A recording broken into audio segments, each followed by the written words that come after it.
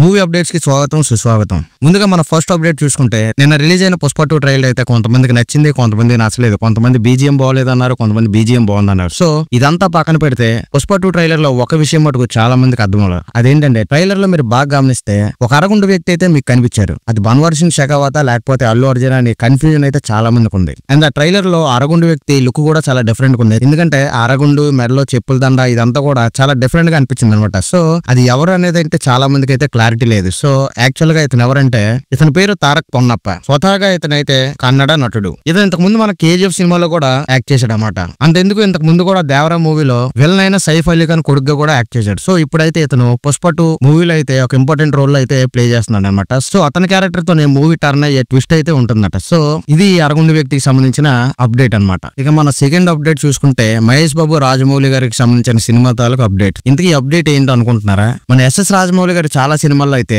Choreographer గా సెంధిల్ గారు చేసేవారు. మన రాజమౌళి గారు ఒక సీన్ తీయడంలో ఎంత పర్ఫెక్షనిస్ట్, ఈ సెంధిల్ కుమార్ కూడా అంతే పర్ఫెక్షనిస్ట్ అని ఇంతకు ముందు మన ప్రభాస్ గారు సెంధిల్ కుమార్ గురించి చెప్పారంట. కాకపోతే ఈసారి అయితే మహేష్ బాబు సినిమాలో కొరియోగ్రాఫర్ సెంధిల్ కుమార్ అయితే రాజమౌళి అయితే తీసుకోలేదట. ఈ విషయం మీద సెంధిల్ కుమార్ గారిని జర్నలిస్టులు ప్రశ్నించినప్పుడు అతను ఏం చెప్పారంటే రాజమౌళి గారు ఒక్కొక్క సినిమాకి ఒక్కొక్క టెక్నీషియన్ అవసరం అవుతారు. ఇంతకు ముందు సినిమాల్లో నేను రాజమౌళి గారికి అవసరం వచ్చింది కాబట్టి అతను నన్ను తీసుకున్నారు. మేబీ ఈ సినిమాకి రాజమౌళి గారికి వేరే ఆప్షన్ దొరుకుండొచ్చు. సో అందుకే నన్ను మహేష్ బాబు గారు మూవీకి సెలెక్ట్ చేసి ఉండకపోవచ్చు. ఈ విషయం మీరు నన్ను కాదు రాజమౌళి గారిని అడిగితేనే బెటర్ గా ఉంటుంది. అండ్ ఇంకో విషయం ఏంటంటే మా ఇద్దరికి అయితే ఏ గొడవలు లేవు, మేమంతా కూడా మంచి ఫ్యామిలీ ఫ్రెండ్స్ అని సెంధిల్ గారు అయితే చెప్పారనమాట. సో ఇది ఎస్ఎస్ఎంబి ఇంకా రాజమౌళి గారి మూవీకి సంబంధించిన అప్డేట్. నెక్స్ట్ అప్డేట్ చూసుకుంటే మన బాలకృష్ణ గారు ఇంకా బాలకృష్ణ గారి కొడుకు మోక్షజ్ఞ గారు సినిమాలకు సంబంధించిన అప్డేట్. సో ఈ అప్డేట్ ఏంటంటే సంక్రాంతి బరిలో అయితే డాకు మహారాజ్ అయితే దిగబోతున్నాడనే విషయం అయితే మనందరికీ తెలుసు. దాంతో పాటు ఇంకోవైపు బోయపాటి సీన్ తో కలిసి అఖండ 2 తాండవం అయితే బాలకృష్ణ గారు రెడీ చేస్తున్నారు. కాకపోతే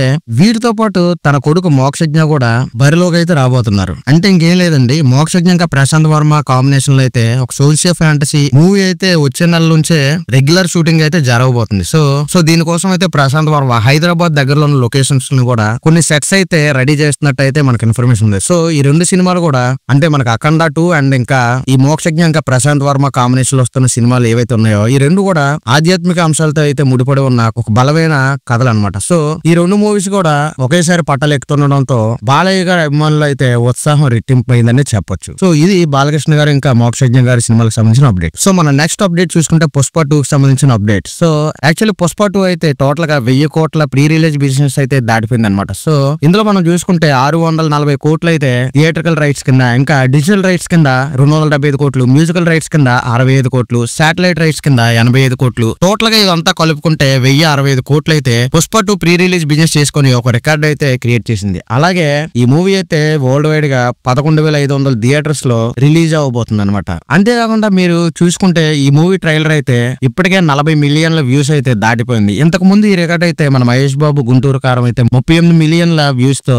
ఒక రికార్డ్ అయితే క్రియేట్ చేసింది. దాన్ని ఇప్పుడు మన పుష్ప 2 అల్లు అర్జున్ అయితే 40 మిలియన్ వ్యూస్ తో ఆ రికార్డ్ అయితే బ్రేక్ చేశాడు అనమాట. సో ఇది పుష్ప 2 కి సంబంధించిన అప్డేట్ అనమాట. మన నెక్స్ట్ అప్డేట్ చూసుకుంటే రెబల్ స్టార్ ప్రభాస్ గారికి సంబంధించిన అప్డేట్ అనమాట. Pan India top star Prabhas line చూస్తే ఇంకో 2 సంవత్సరాల వరకు బాక్స్ ఆఫీస్ అయితే ఊచకోత కోయడానికి అయితే రెడీ అయ్యాడనే విషయం అయితే మనకు ఆల్రెడీ తెలుసు. సో ఇందులో భాగంగా మనకు వస్తున్న సినిమాలు ఏంటంటే రాజా సాబ్ ఒకటి, హను రావు పూడితో ఫౌజీ, సందీప్ రెడ్డి వంగతో స్పిరిట్, నెక్స్ట్ సలార్ 2 ఇలాంటి మూవీస్ అన్ని కూడా ఉన్నాయన్న విషయం అయితే మనకు ఆల్రెడీ తెలుసు. కాకపోతే ఇప్పుడు లేటెస్ట్ గా వచ్చిన న్యూస్ ఏంటంటే ఈ మధ్య తమన్ బర్త్డే సందర్భంగా అయితే రాజా సాబ్ కు సంబంధించిన కొన్ని విశేషాలు అయితే అతను పంచుకున్నారు. అందులో అందరికీ ఆశ్చర్య కలిగించిన విషయం ఏంటంటే రీమిక్స్ సాంగ్ అనమాట. ఇంతకు ముందు రీమిక్స్ సాంగ్ అనేది ఒక ట్రెండ్ లాగా ఫాలో అయ్యేవాళ్ళు. ముఖ్యంగా చిరంజీవి గారి పాటలు అయితే అతని ఫ్యామిలీ మెంబర్స్ ఎక్కువగా మనకి రీమిక్స్ అనేది చేయడం చూసేవాళ్ళం. కాకపోతే ఇప్పుడు ఏంటంటే ప్రభాస్ గారితో రాజాసాబ్ మూవీలో అయితే ఒక రీమిక్స్ సాంగ్ చేయించబోతున్నారనే ఇన్ఫర్మేషన్ అయితే వస్తుంది అనమాట. కాకపోతే మామూలుగా సినిమాలో 6 సాంగ్స్ అయితే నార్మల్ గానే ఉంటాయి. కాకపోతే ఇది 7వ సాంగ్ కింద ఈ రీమిక్స్ సాంగ్ ఉండబోతుందని అయితే మనకి ఇన్ఫర్మేషన్ ఉంది.